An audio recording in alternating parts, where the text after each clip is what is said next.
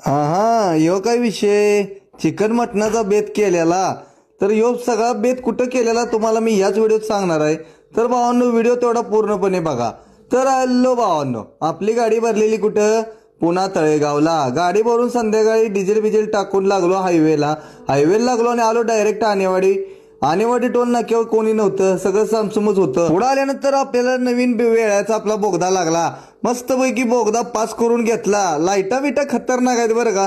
बोगदा पास केला आणि खाली आल्यानंतर आपल्याला यो सांगलीचा जोडीदार गाठ पडला. बिंगरी चाललेला भाऊ 80 रेट्या लावलेला. मी पण मग 80 रेट्या लावून भाऊला ओव्हरटेक केला आणि आलो डायरेक्ट तळेगावच्या टोल नाक्यावर. तळेगावच्या टोल नाक्यावर आल्यानंतर आपल्याला ही फॅमिली मेंबर इंस्टा फॅमिली मेंबर गाठ पडलेली. त्यांच्याबरोबर चहा पाणी केला.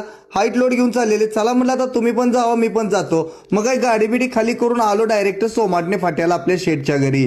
शेठ बऱ्याच दिवसातून लागलेले मागं की आपण एक दिवस थांबायला लागते भया, म्हणून म्हटलं चला आता शेठच्या घरी आलो.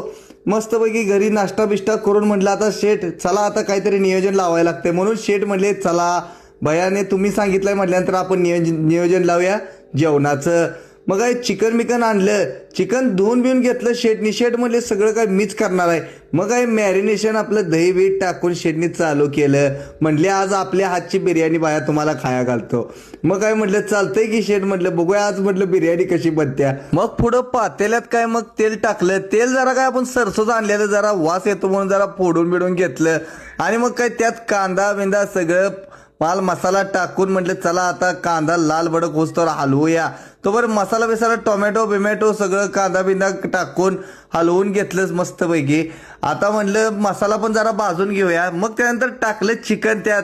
मस्तपैकी जरा मॅरिनेशन व्यवस्थित सगळं हलवून घेतलं आणि परत त्यात पाणी बिणी टाकून जरा गिरवी करून घेतली. मग त्यात राईस बीस टाकून पाणी टाकलं. आता म्हटलं चला एक नंबर वास यायला लागलाय. कधी एकदाशी बनतोय आणि कधी ताव मारतोय असं झालेलं. तोपर्यंत म्हटलं थांबा जरा आपल्याला मटण शिजलंय का नाही चेक करायला लागतंय. म्हणून जरा 1-2 पीस उचलले. मस्तपैकी मटण बिटन शिजल्यानं बसलो ताव मारायला. सगळे तर आम्ही 8-10 जण होतो. शेटनं एक नंबर नियोजन लावलं आणि जेवण बाकी जेवण झालेलं बरं का भावांनो. एवढं खाऊन सुद्धा आणि शिल्लक राहिलेलं.